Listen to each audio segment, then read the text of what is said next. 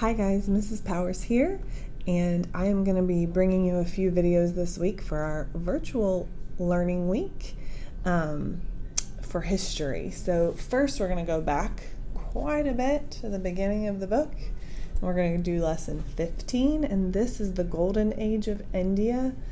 And just a fun fact for you, I've actually been to India, which is kind of cool to think about. It was amazing. It was an overwhelming experience of sights and sounds and smells.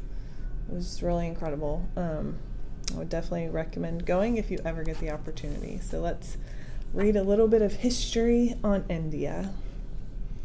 Like ancient Greece and ancient Rome, the country of India experienced a time in its history that was rich and luxurious. It was a time when the people of India had the wealth and freedom to flourish in the sciences, the arts, and religion. Today we'll look at this prime time in India. It's referred to as the Golden Age. What started this prosperous time in India? It had a lot to do with the kings of that era. The ruling family of the Golden Age was the Gupta dynasty. It united northern India from about 320 to 500. The most famous of the Gupta leaders was Samudragupta. He reigned as king of India for 50 years. Many good things happened under his rule. Besides moving the capital and expanding his empire, Samudragupta accumulated a great amount of wealth for his country. Excuse me. Instead of just spending money on himself, he invested money in the people of India. Samudragupta generously sponsored the work of scientists, artists, architects, and others. Samudragupta himself earned the reputation of being a great poet and musician. No wonder he advanced the work of artist. He was one. In the field of science, it was early in the history of India that astronomers explained things like eclipses, the revolution of the earth, the arrangement of the stars.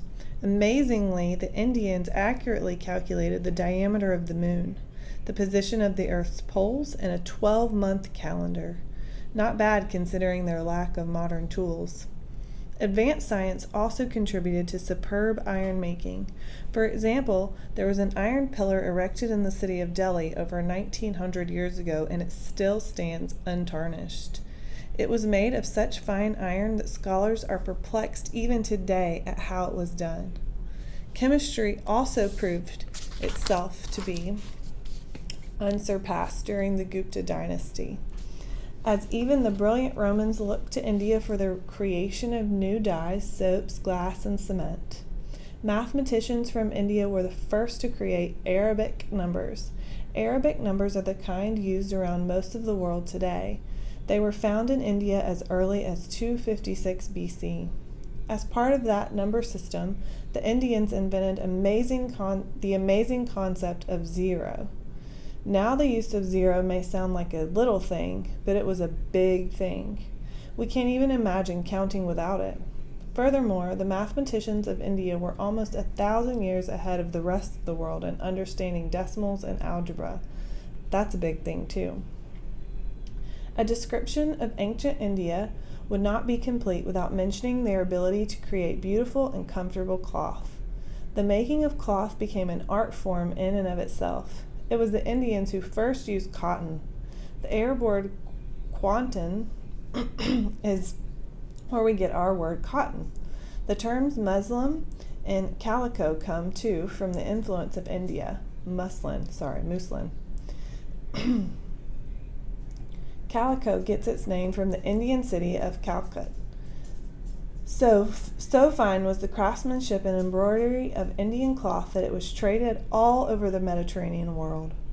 As for charities, every 5 years a great festival was held to benefit the needy. All religious workers and the poor were invited to receive what they needed from the government. At this special festival, mounds of silver, gold, jewelry, and fine fabrics were piled in the city square. After 3 days of religious services, distribution of these items began. 10,000 monks were fed, and each received pearls, clothes, perfumes, flowers, and gold.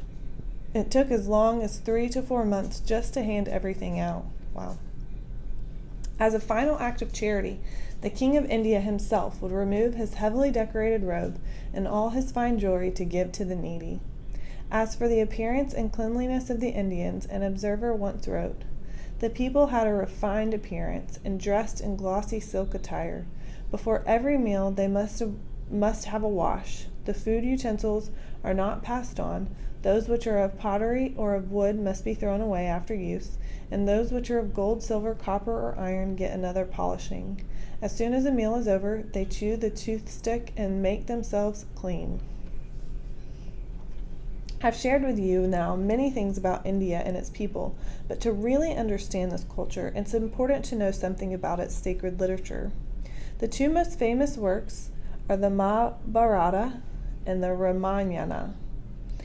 Both are beautiful poetic tales of legendary kings, queens, and princes, and the wars they fought for life and love. These stories are considered more than great literature to the people of India. The good characters in these stories are regarded as virtuous role models to live by. The Mahabharata is considered by far to be the greatest literary work of Asia and is 7 times the length of the famous Iliad and Odyssey of Greece. Though composed during the Gupta dynasty, hundreds of years before the Greek works, the Mahabharata was lengthened to include the religion of the Hindu priests. It states, "If a man reads the Mahabharata and has faith in its doctrines, he becomes free of all sin and ascends to heaven. As butter is to all other food, as Brahmins or priests are to all other men, as the ocean is to a pool of water, so is the Mahabharata to all other histories. He who attentively listens and has faith in them enjoys life and solid reputation in this world and in an eternal abode in the heavens in the next." Despite the incredible significance given to the Mahabharata, the Ramayana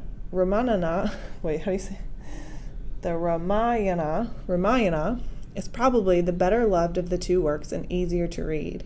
It contains stories of love and devotion that are still quoted in weddings of Indian couples today.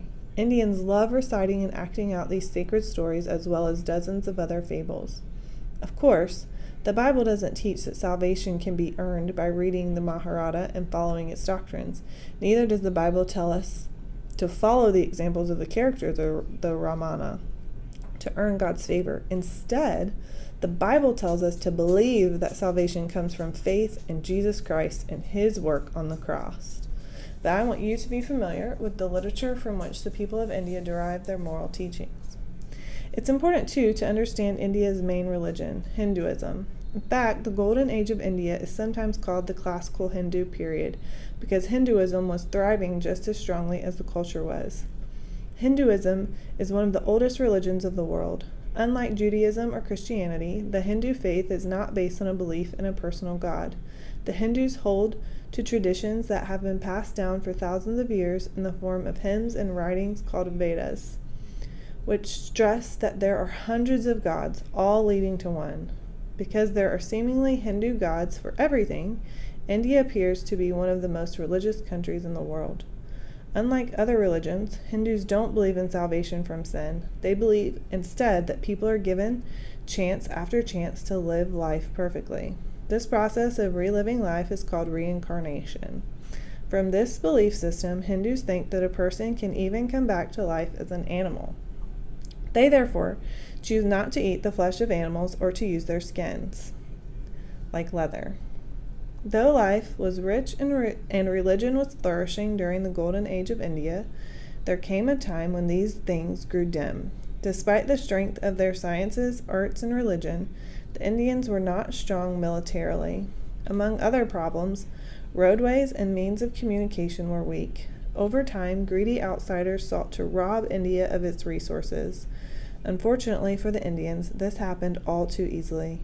So because of years of invasions and for many other complicated reasons, India is known today for having some of the worst poverty and hardship in the world. This reminds us that unfortunately, golden ages don't last forever. All right, that's the end of lesson 15. yeah, I hope you guys enjoyed learning a little bit about India and their golden age, and maybe you can look up some other things about India. And it is really, truly a beautiful place, but there is a lot of poverty there, and that is hard, and they don't know the gospel. That's why we were there. We were seeing some missionaries in India, which was really neat to see the work that they are doing there. So anyways, I hope you guys have a great break, and I will see you again soon when you watch your next history video this week. Talk to you later, guys. Bye.